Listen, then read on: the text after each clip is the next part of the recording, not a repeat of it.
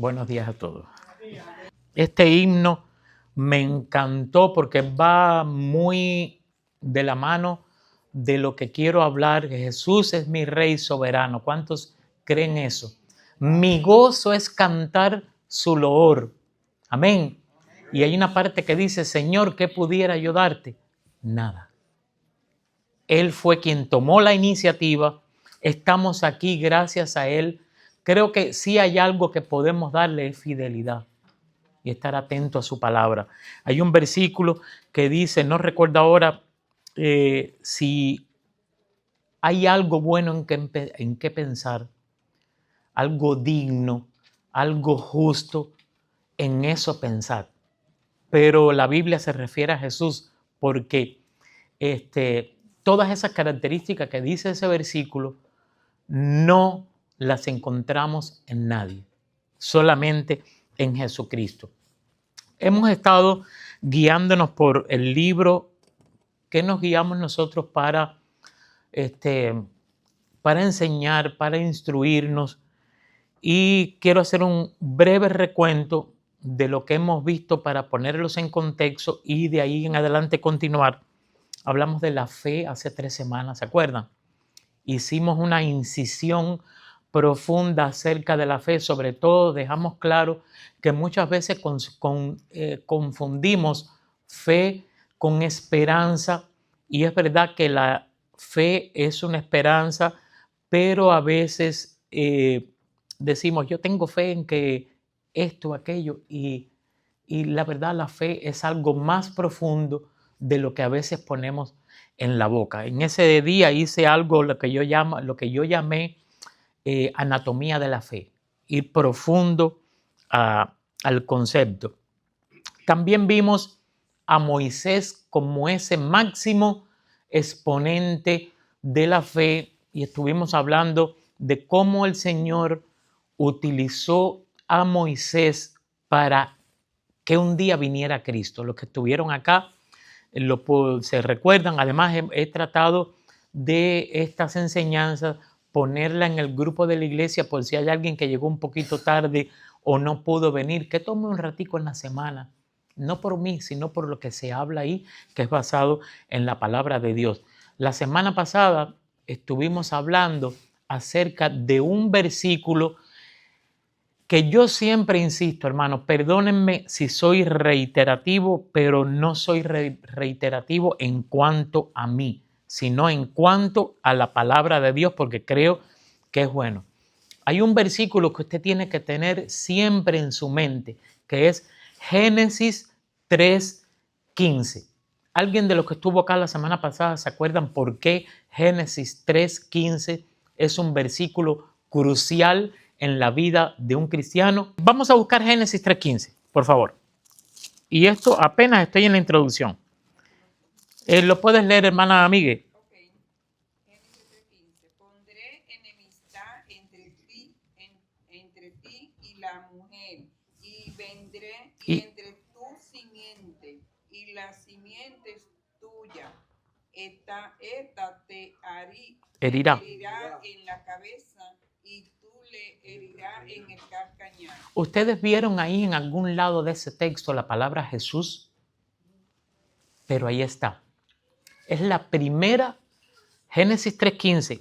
Anote, escriba su Biblia, póngale notitas y después hable con Dios y dígale, Señor, gracias por Génesis 3:15, porque es un versículo que es confuso, es profundo. Y si usted lo lee así rápido, y pondré enemistad entre ti y la mujer. Ti es Satanás. Dios estaba hablando con Satanás. Entre ti y la mujer, y entre tu simiente y la simiente suya. Esta te herirá en la cabeza y tú le herirás en el calcañar. Esta es la primera profecía mesiánica de la Biblia, en la cual el Señor, claro, ahí no lo vemos, pero si desarrollamos todo el tema, el Señor lo que está diciendo ahí, que asimismo como Satanás utilizó a la mujer para que la raza humana cayera, un día alguien que vendría de la mujer aplastaría la cabeza de Satanás, que iba a haber una lucha. Es verdad, Satanás no se va a quedar con los brazos cruzados, iba a haber una lucha, pero en esa lucha iba a haber una parte que iba a tener una herida superficial y simple y otra parte que iba a tener una herida mortal. En este caso, la herida mortal no fue la de Cristo, porque Cristo murió y resucitó. Amén.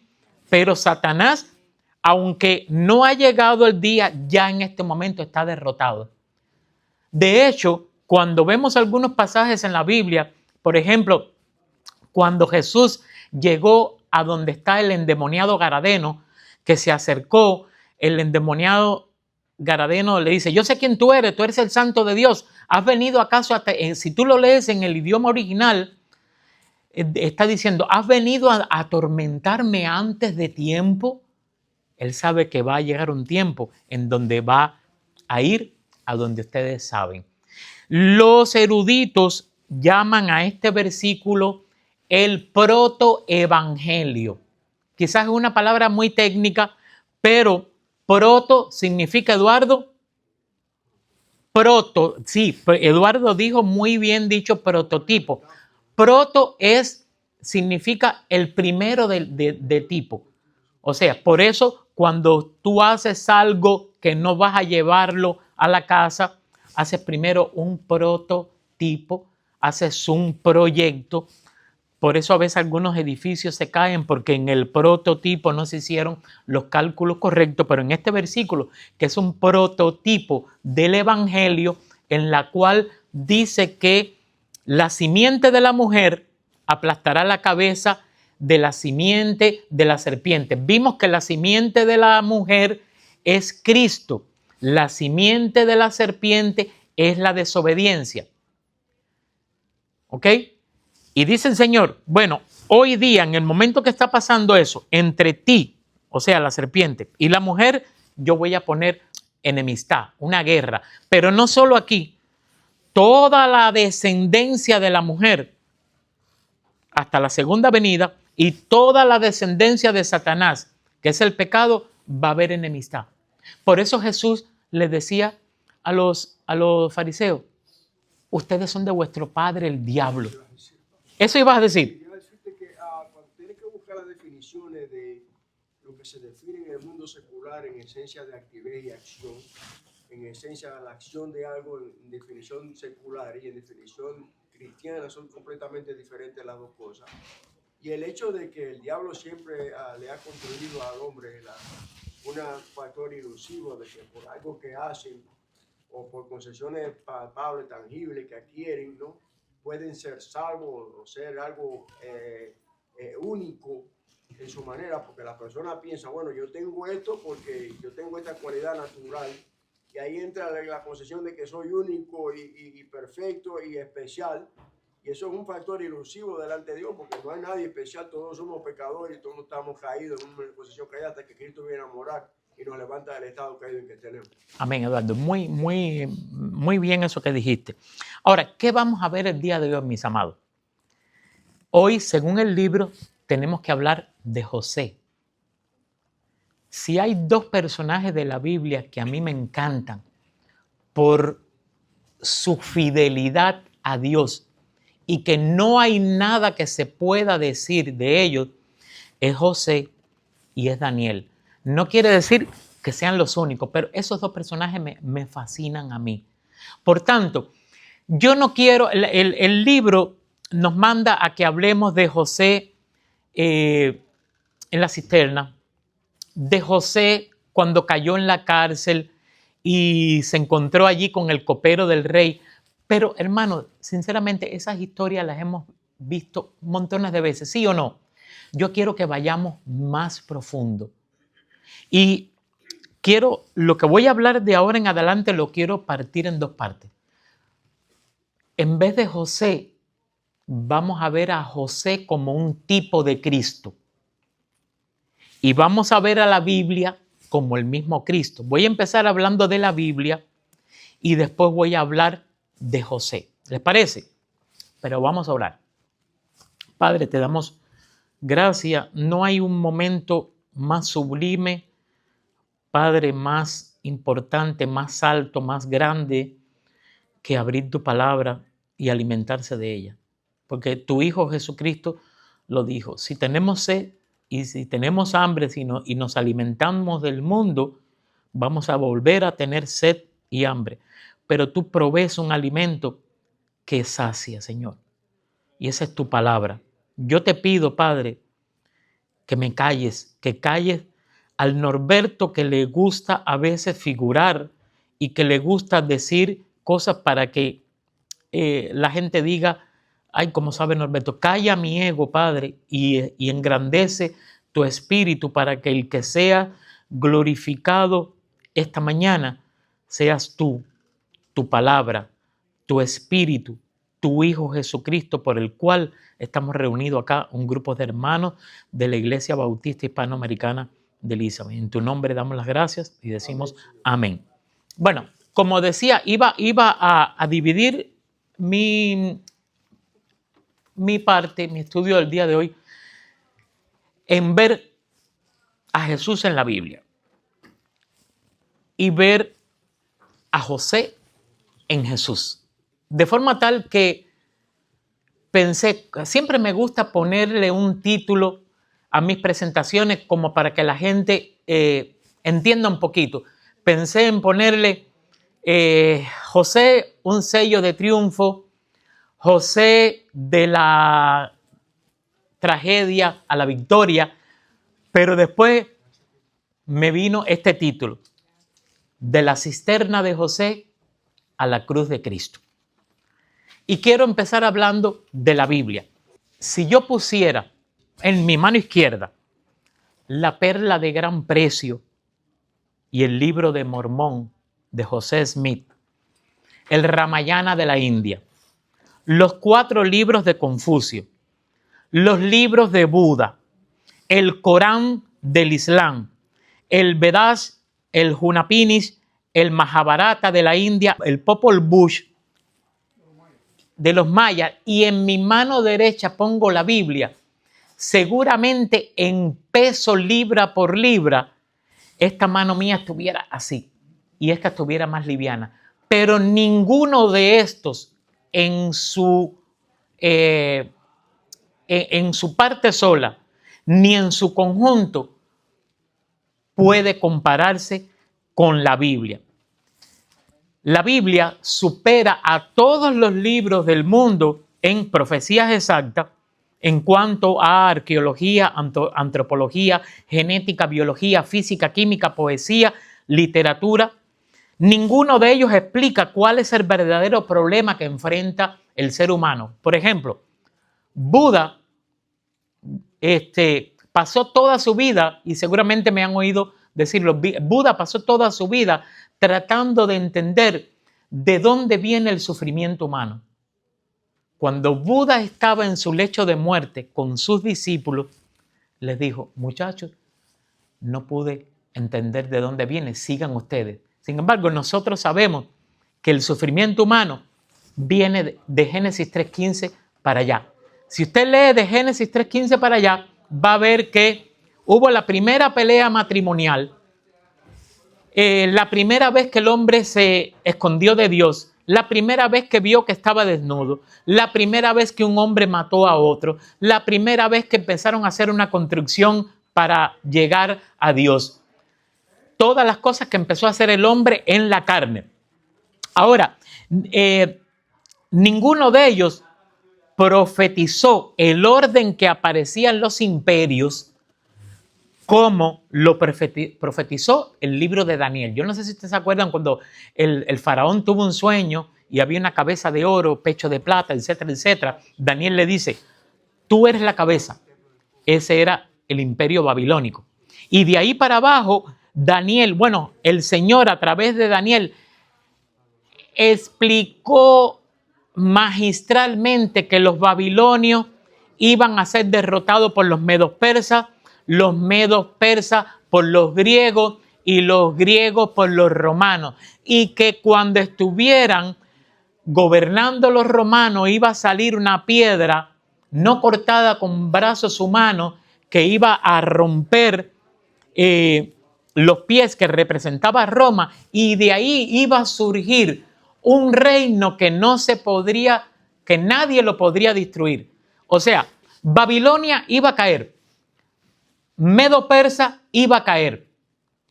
Grecia iba a caer.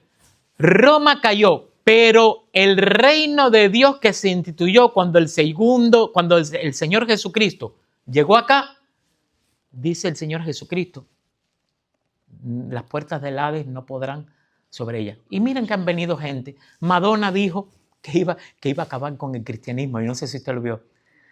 Los alemanes hicieron la masacre. No han podido, porque esto es un reino que es el reino de los cielos. No es un reino creado por manos humanas. Pero además, la Biblia tiene cosas muy lindas, que es, si usted ve todos los libros escritos por los humanos y todas las películas hechas por los humanos, tienen un final feliz, ¿cierto? ¿Cómo nos encantan las películas con un final feliz? De hecho, cuando encontramos por ahí alguna que otra película que no tiene un final feliz, nos vamos con un desencanto, ¿no? Ay, no me debería esto y esto. Pero la Biblia, a pesar de que matan a su héroe, tiene 3 días después un final feliz. Por lo menos eso es lo que creemos nosotros. En la muerte, sí, es verdad que murió. Pero resucitó al 3er día. ¿Cuántos dicen amén? Ahora miren, quiero que hagamos un acercamiento a la Biblia. A veces tenemos la Biblia en un pedestal como esto, ciertas líneas del cristianismo abierto en el Salmo 23, ¿cierto? Y inclusive una familia mía tenía abierto su Biblia, pero no era en el Salmo 23, era otro que los católicos abren, no sé si es el 90 y pico. Y usted podía ver que esas 2 páginas donde estaba abierta estaban amarillas y las otras páginas estaban todavía hasta pegadas una página con otra, como cuando viene la Biblia nueva, que a veces en las esquinitas está pegada a la hoja todavía. Pero la Biblia no es para eso. ¿Qué cosa es la Biblia? Y miren, amados, voy a tratar de pasar por esto rapidito. Acuérdense que vamos a terminar de hablar de José. La Biblia no la podemos ver como un libro. La Biblia es la palabra de Dios. Y a veces decimos, la Biblia es la palabra de Dios y no entendemos bien qué es lo que estaba diciendo. Una vez creo que expliqué esto y este videito yo lo voy a ir cortando y voy a ponerlo para que ustedes, no para que me vean a mí, sino para que oigan el estudio. En Números 2, el Señor le dijo a Moisés que hiciera el tabernáculo. Y las 12 tribus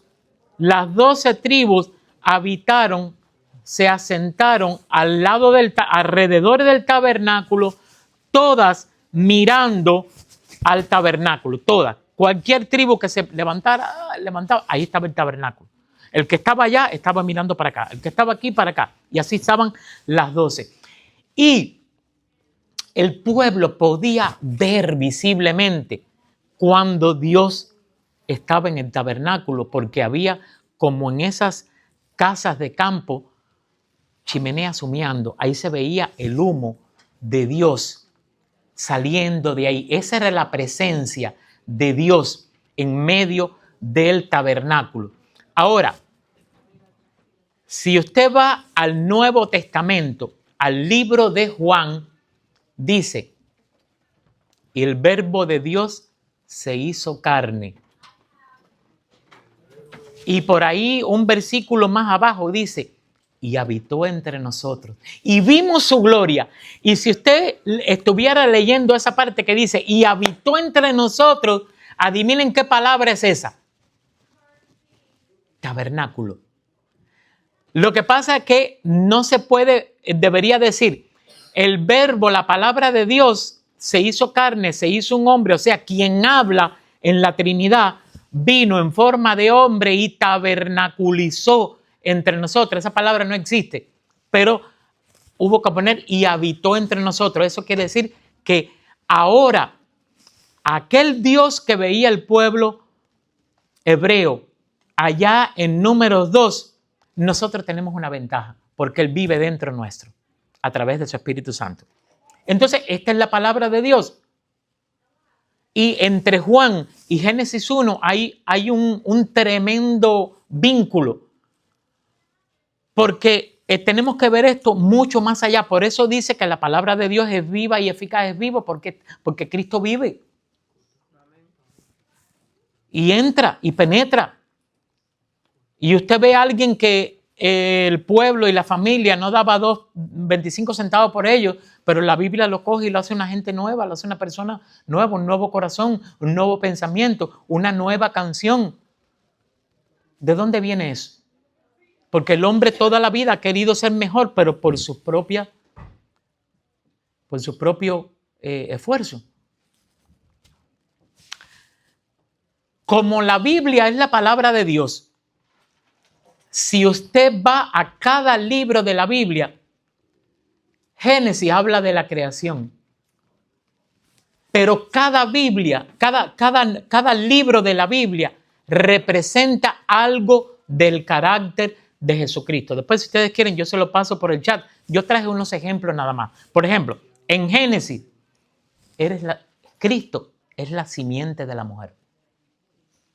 En Éxodo es el Cordero Pascual. En Levítico es el sumo sacerdote. En Josué es el capitán de nuestra salvación.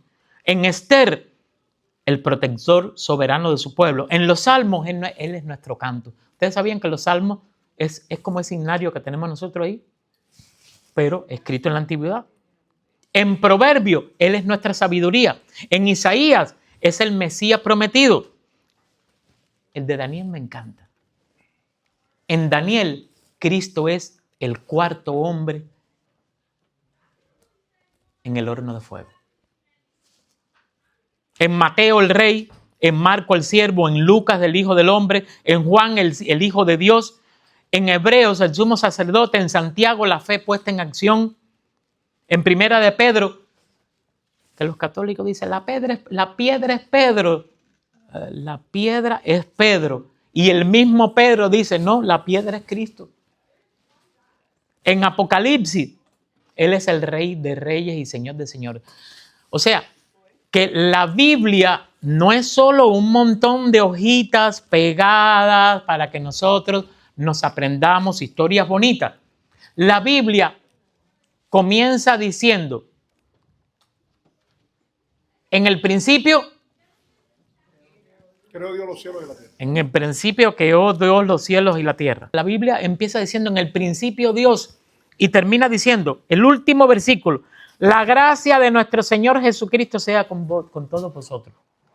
La Biblia no solo son un montón de hojas enumeradas con versículo, capítulo y 2 tapas duras que ¡pum! Cierran y lo abro y no. La Biblia es la palabra de Dios y empieza hablando con Dios y termina hablando con Jesucristo. Tiene que verlo así. No se puede ver de otra forma. Ahora, nos toca hoy hablar de José. ¿Se acuerdan que en la clase pasada vimos que Dios, para cumplir la promesa de Génesis 3:15, ¿a quién llamó primero? Abraham, después Isaac, después a Jacob. Jacob tuvo 12 hijos y creo que de alguna forma utilizó poderosamente a las 12 tribus, pero fundamental y espiritualmente utilizó a 2 tribus o a 2 hombres. Una era la tribu de donde salió José. El Señor utilizó a José para proveer pan en tiempos de hambre espiritual y utilizó a Judá para que de ahí saliera ¿quién? ¿Quién salió de la tribu de Judá? Jesús. El rey David. E inclusive antes del rey David, Saúl, el rey David, Salomón, y después Salomón, Jeroboam, etcétera, etcétera, etcétera, hasta María y José y Jesús, inclusive Rahab, porque no fue un árbol genealógico de alcurnia. Ahí habían pescadores, labradores, prostitutas, de forma tal que Jesucristo sí tiene de qué gloriarse. Nosotros no. Y cuando nos gloriamos, el Señor nos da duro. Les cuento que si me ven hoy un poco tieso, no es porque estoy queriendo verme bonito ni estirado. Es que en estos días, subiéndome y bajándome, yo manejo un camión de 53 pies y para yo sentarme en mi asiento, tengo que subir a una altura así, con 2 escalones. Y llegué arriba y digo, tengo 63 años, qué bien estoy todavía.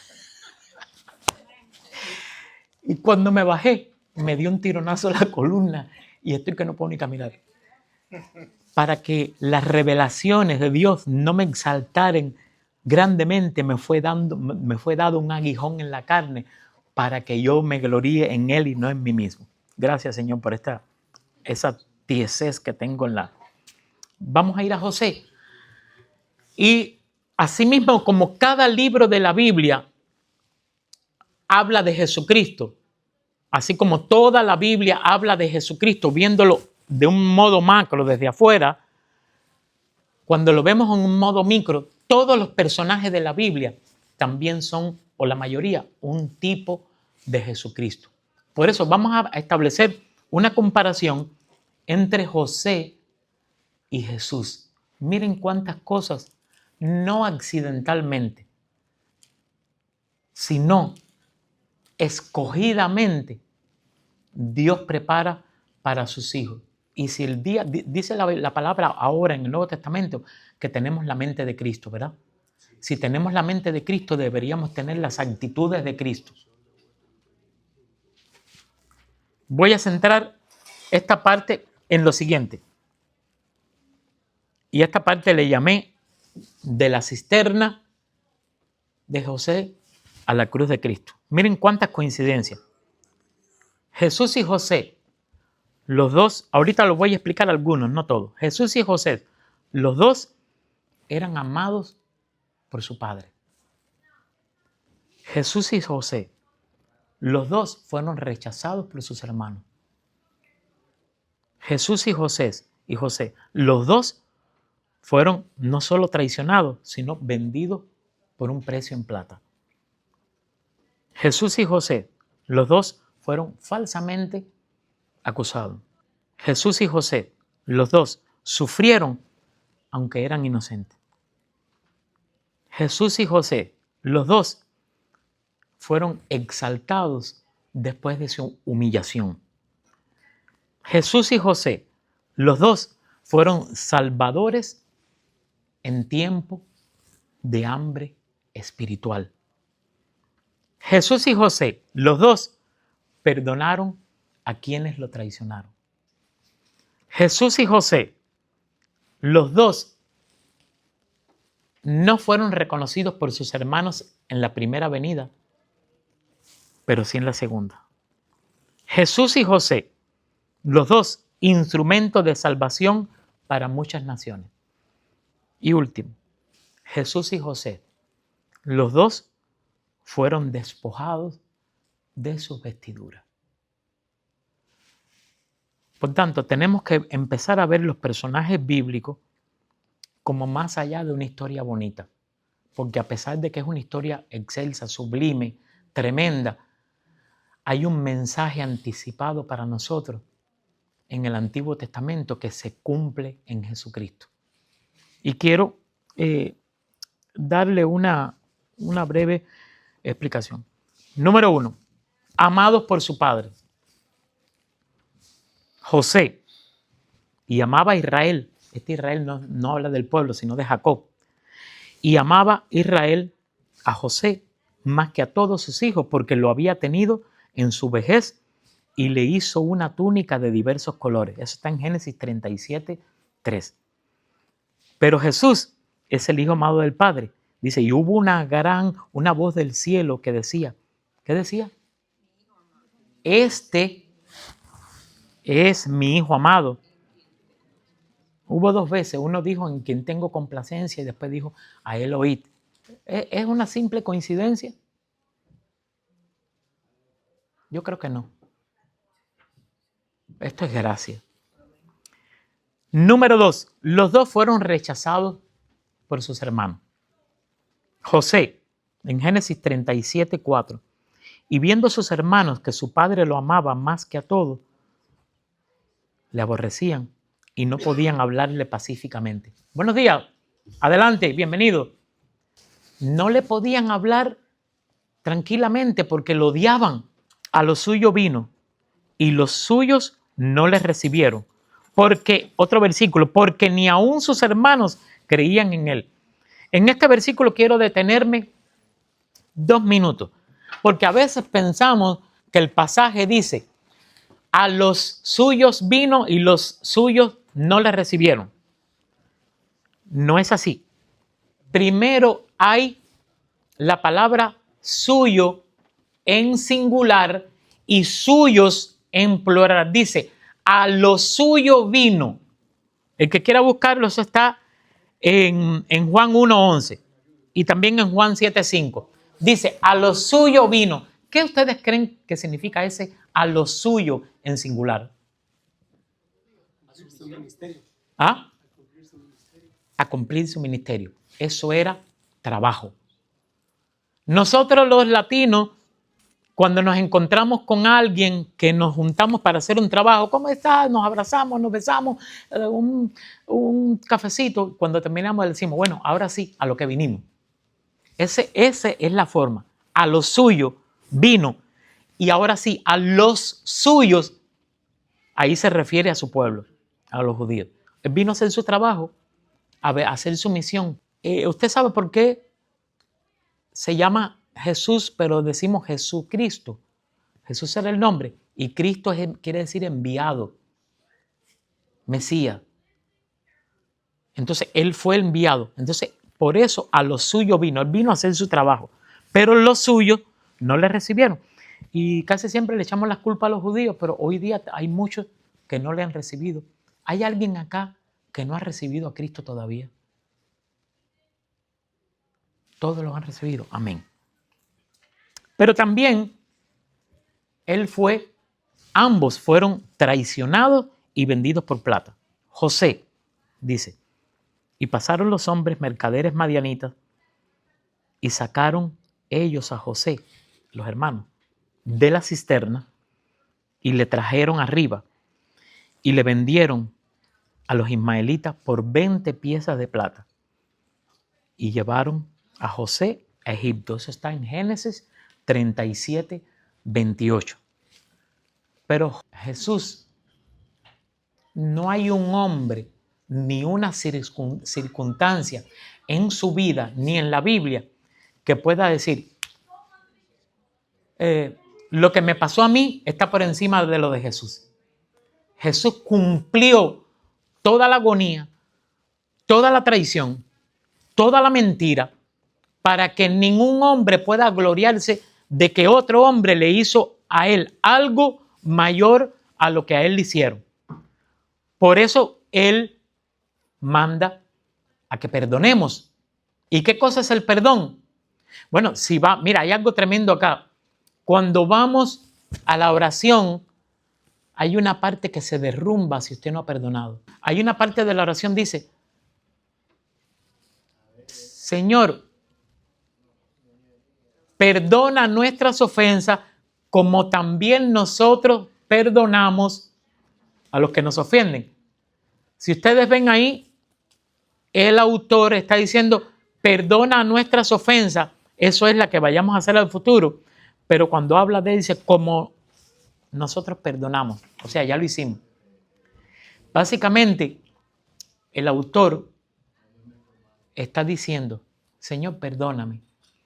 Y utiliza para perdonarme el mismo perdón que yo utilizo para con los demás. A Jesús también lo vendieron. Mateo 26:15. Y dijo, este es Judas. Y dijo, ¿qué me queréis dar? Y yo os lo entregaré. Y ellos le asignaron 30 piezas de plata. Mira, quiero dar una pequeña conclusión de cada uno de los puntos que he dado. El número 1 fue amado por su padre. Los dos fueron amados. Y la conclusión de ese tema es, el amor del padre no se mide por la ausencia de prueba, sino por la presencia de propósito en medio de ella. Ahí líneas de cristianismo que dicen por ahí, no podrás ser tocado, la sangre de Jesús te cubre, no te podrás. Bueno, ese es un cristianismo que es diferente, porque que yo sepa, los apóstoles, excepto Juan que se murió de viejo, todos los demás murieron trágicamente. El número 2, hablé de rechazados por sus hermanos, y la conclusión de ese tema es: el rechazo de los hombres no anula la elección de Dios. A veces el desprecio humano es el preludio de una exaltación divina. ¿Cuántas veces Dios escogió a los que estaban atribulados en prisión? Ahí ves a Pablo. La obra cumbre de Pablo la escribió estando preso. Hoy podemos hablar de la armadura del creyente. ¿Por qué? Porque Pablo, cuando escribió eso, estaba viendo a quién. Estaba viendo un soldado romano y dijo: caramba, la palabra de Dios debería ser para nosotros como este armamento o esta armadura que tienen esa gente. Y entonces él empieza a describir la armadura y empieza a ligar con algo de la palabra de Dios. Los dos fueron traicionados. Y mi conclusión en cuanto a esto es: cuando los hombres ponen precio a lo sagrado, Dios lo transforma en costo de redención. Falsamente acusado. Y la conclusión es: el silencio del inocente ante la mentira resuena más fuerte que 1000 voces defendiendo su honor. Mía es la venganza, ¿se acuerdan? Y el Señor dijo, refiriéndose de Abel, cuando Caín lo mató, dice: la sangre de Abel grita, y yo siento ese grito. Por tanto, no nos defendamos. Ya tenemos un defensor que es mucho más eficiente que nuestras defensas. Se está acabando el tiempo y son 11, pero yo quiero que ustedes sepan también que en mis otros puntos, José fue un salvador en tiempos de hambre. Jesús fue un salvador en tiempos de hambre espiritual. Cuando los hermanos fueron y José los reconoció y se presentó, dice: no se preocupen, porque ustedes me entregaron, pero Dios utilizó eso para preservar la vida de muchos. Y ustedes se recuerdan que muchas naciones fueron a Egipto a buscar ¿qué? Comida. Y hoy día muchas naciones están viniendo a la iglesia a buscar comida espiritual, una verdadera comida. Ellos perdonaron a quien los traicionaron. Ese es este ejemplo que puse. Pero también Jesús dice: Padre, perdónalos porque no saben lo que hacen. Esta parte me gusta mucho. Los dos fueron reconocidos en su segunda venida. José sí reconoció a sus hermanos, pero sus hermanos no reconocieron a José la primera vez que ellos vinieron a Egipto. Y eso lo vimos en el Nuevo Testamento. ¿Cuánta gente fueron a buscar comida para satisfacer el hambre física donde quiera que estaba Jesús, pero no lo vieron como el Salvador? ¿Cierto? Pasó algunas otras veces o muchas veces. Muchas veces.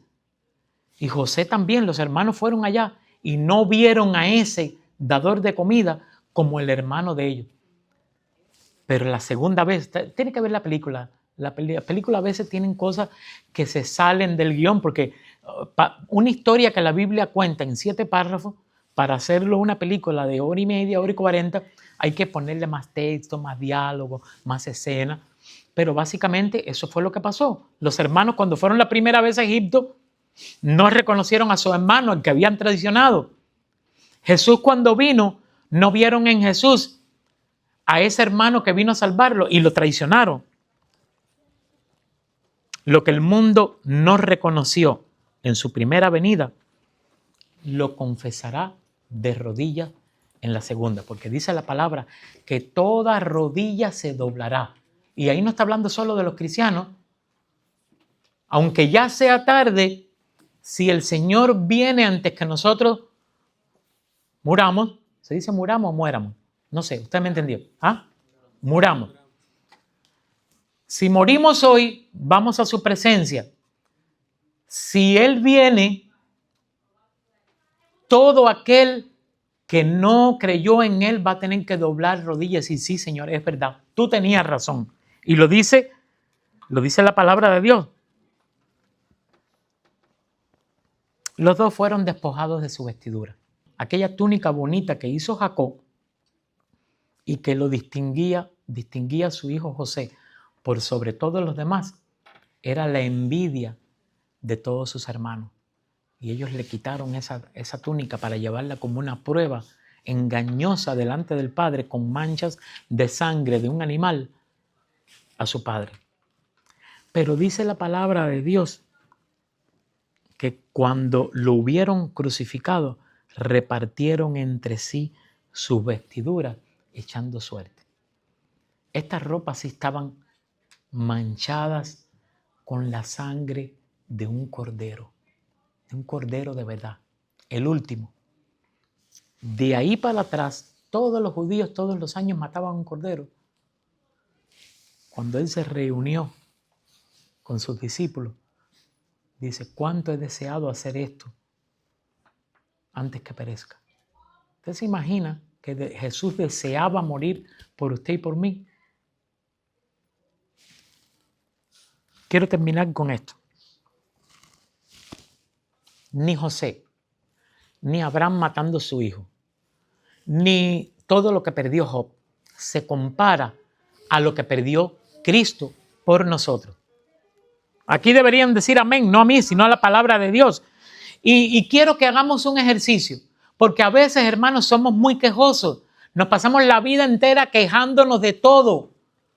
Nos quejamos del trabajo, del frío, del calor, que el dinero apenas nos alcanzó y no vemos lo que tenemos en sobreabundancia. Y no hay algo que tú le puedas decir a Jesús si tú te sientas delante de Él, que Jesús te diga, mira, tienes razón. No había pensado en eso. Todo lo previó Él. Y yo traigo algunos ejemplos. Imagínate que te sientas cara a cara con Jesús y tu queja es la siguiente. Señor, mi esposa me es infiel. Jesús dice, la mía también. ¿Sabían que Jesús tiene una esposa? Que es la iglesia. La mía me es infiel todos los días y yo perdono todos los días. Porque si la infidelidad, si el hecho de haber aceptado a Jesús nos hubieran dado el chance de solo una infidelidad, ya hubiéramos estado muertos todos. Otra queja. Señor, me siento traicionado. Mira qué bien. Yo vine a los míos y los míos no me recibieron. Señor, nadie me entiende. Me siento solo. Jesús dice, a mí también me dejaron solo en Getsemaní. Se quedaron durmiendo. Los puse a orar por mí y ni siquiera eso pudieron hacer. Señor, ¿cuántos aquí han sido víctimas de falso testimonio? O sea, que ustedes se han enterado de que alguien habló mal de ustedes y no habló mal bien, sino habló mal de algo que no fue. A mí me ha pasado y no tiene que levantar la mano si quiere, pero estoy seguro que muchos de ustedes. Señor, he sido víctima de falso testimonio. Yo también. Lea Marcos 14, del 56 al 57, que andaban buscando a ver cómo lo hacían caer. Señor, mis amigos me dieron la espalda. A mí también. Mis discípulos también me abandonaron cuando yo estaba muriendo. Entonces, piense cuando se esté quejando que Jesús todo lo pagó, todo lo sufrió, todo lo experimentó. No hay algo en su vida que aventaje o sea mayor de algo que ya el Señor Jesucristo pasó. Y ese murió por ti y por mí. Y por eso estamos acá el día de hoy. ¿Cuántos dicen amén? Amén. Te damos gracias, Padre, por tu palabra. Gracias, Padre, porque a veces, Señor, creemos que nos merecemos cosas y lo que tenemos es lo que tú entendiste que nos merecíamos, que era la salvación. Y eso lo tenemos plenamente, Padre. Ayúdanos, Señor, a que cada día vayamos entendiendo la mente de tu Hijo Jesucristo. Que podamos leer esta palabra que es viva y eficaz y más cortante que toda espada de doble filo. Que podamos ser testimonio, Señor, a las naciones. Que aún sin hablar, Padre, la gente vea que hay algo diferente en nosotros, Padre, y quieran venir y preguntarnos, tú eres cristiano, ¿qué tú haces? ¿Por qué es que tú eres diferente? Qué bueno sería eso, Padre, no para nosotros, sino para glorificar lo que tú eres. Que tú seas glorificado, Padre, cada día a través de esos frutos que nacen en nosotros, que son producto de estar sentados, sembrados, aferrados a ti y a tu palabra, Padre. Te damos las gracias en esta mañana, en el nombre de Cristo, y tu iglesia reunida, necesitada aquí de tu palabra, te dice gracias y te dice amén. Dios los bendiga, hermano.